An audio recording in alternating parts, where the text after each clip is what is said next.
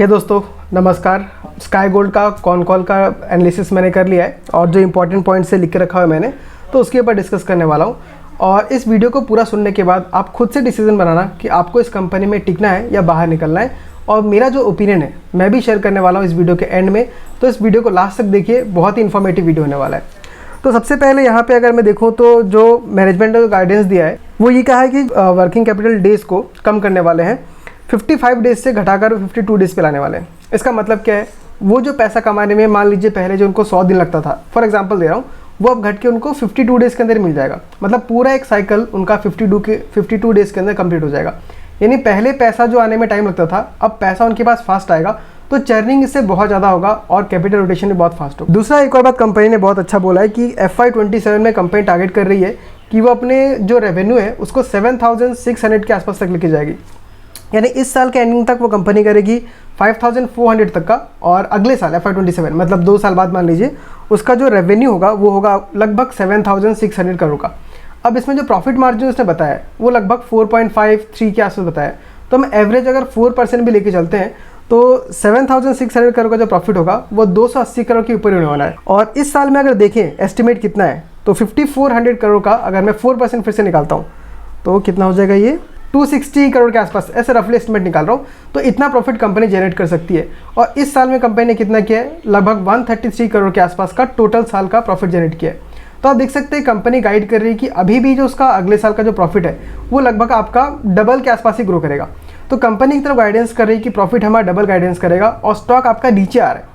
तो ये अच्छा अपॉर्चुनिटी है या ख़राब अपॉर्चुनिटी है, आप ये मुझे बताइए।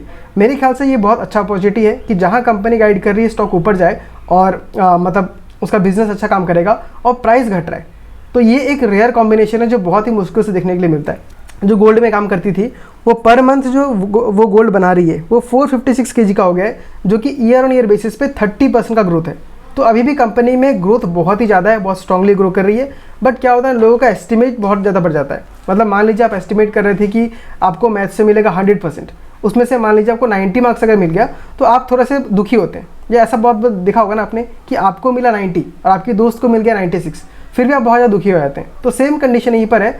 जो इन्वेस्टर्स हैं वो बहुत ज़्यादा ग्रीडी होकर सोच रहे थे कि 100% से ग्रो करेगा, बट ग्रोथ रेट थोड़ा घट गया, इसलिए मार्केट में इसके प्राइस को मतलब पीटा जा रहा है, इसको नीचे किया जा रहा है। बट यहीं पे वैल्यू इन्वेस्टर्स आते हैं और जो अच्छे दाम पे जब स्टॉक्स मिलते हैं तो उसको एक्यूमुलेट कर लेते हैं और फिर बाद में अच्छा खासा प्रॉफिट कमाते हैं। नेक्स्ट अगर देखें तो कंपनी के लिए एक और अच्छी चीज़ है कि नए क्लाइंट्स को ऑनबोर्ड किया है, जैसे रिलायंस रिटेल, PMJ ज्वेलरी, कला मंदिर, ये इनके न्यू क्लाइंट्स है। मतलब ये क्या करते हैं, अलग अलग क्लाइंट्स को ज्वेलरी बना के देते हैं। तो इनका मेन काम क्या है, ज्वेलरी का डिज़ाइंस बनाना, और उन डिज़ाइंस को लेके गोल्ड को लेते हैं और वो ज्वेलरी बना कर देते हैं।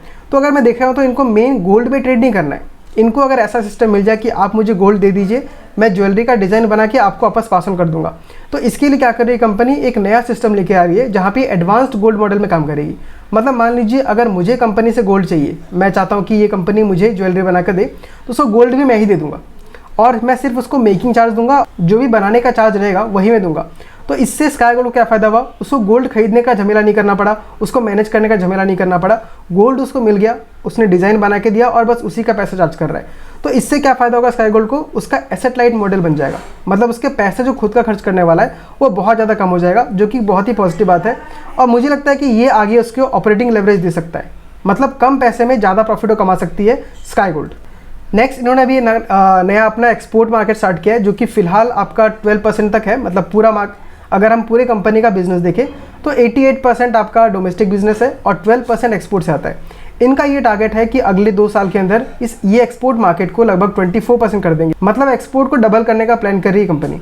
तो आप देख सकते हैं किसी भी तरीके से मुझे यहाँ पे कोई चीज़ नेगेटिव नज़र नहीं आ रहा है। नेक्स्ट एक और चीज़ जो कंपनी के लिए पॉजिटिव है वो ये है कि गवर्नमेंट ने अभी 9 कैरेट गोल्ड्स को भी हॉलमार्किंग करना स्टार्ट कर दिया है। मतलब पहले सिर्फ 14 कैरेट तक का गोल्ड को हॉलमार्क करते थे, उसके नीचे के गोल्ड को मतलब बेचते नहीं थे। तो अब 9 कैरेट का गोल्ड जब हॉलमार्किंग हो जाएगा, इसका मतलब अब लोग लीगली 9 कैरेट का गोल्ड भी खरीद सकते हैं। तो अब क्या होगा, लोगों को कम पैसे में ज्वेलरी का जो सपना है वो पूरा हो सकता है। तो देखिए स्काई गोल्ड का काम क्या है? डिज़ाइन बनाकर प्रोसेस करके देना। उसे ये फ़र्क नहीं पड़ता कि गोल्ड आपका 9 कैरेट का है या 24 कैरेट का है, उसे सिर्फ डिज़ाइन बना के देना है। तो ये भी काफ़ी अच्छा चीज़ होने वाला है। इससे क्या होगा, ज्वेलरी का सेल्स बढ़ेगा, और ज्वेलरी का सेल्स बढ़ेगा तो डिमांड और ज़्यादा बढ़ने वाला है, जिसके वजह से स्काई गोल्ड को और ज़्यादा ऑर्डर मिलेगा। तो नेट अगर मैं देखूँ तो कंपनी मुझे बहुत ज़्यादा अच्छी लग रही है।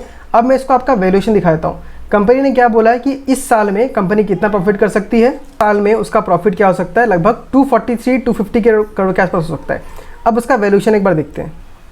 यहाँ पे स्काई गोल्ड का आपको दिख रहा है स्क्रीनर में, आपका जो स्टॉक का प्राइस टू अर्निंग है वो 27 के आसपास का चल रहा है।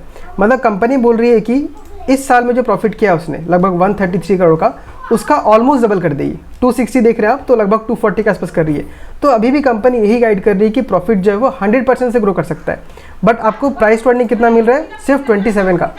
तो 100% से ग्रोथ करने वाली कंपनी अगर आपको सिर्फ 27 के BE पे मिल रही है तो ये बहुत ही सस्ता वैल्यूएशन हो जाता है। नेक्स्ट इन्वेस्टर्स में अगर आके देखें तो बहुत हल्ला हो रहा था कि जो प्रमोटर्स है उन्होंने स्टेक को बेचा है। तो आप देख सकते हैं उन्होंने लगभग 5% के आसपास का स्टेक बेचा है, बट वो खरीदा किसने, DIs ने खरीदा है। अब देख सकते हैं 7% से बढ़ के 9.4% हो गया है, और FIs ने भी थोड़ा सा खरीदा है, 0.93% से बढ़ के 0.87% पे आ चुका है। तो स्काई गोल्ड में मुझे जहाँ तक लगता है कि पॉजिटिविटी बहुत ज़्यादा है और नेगेटिविटी बहुत ही कम है। उल्टा जो स्टॉक में नेगेटिविटी दिख रहा है वो हमारे लिए बहुत ही पॉजिटिव हो सकता है अगर हम उस मौके का फ़ायदा ले सके तो।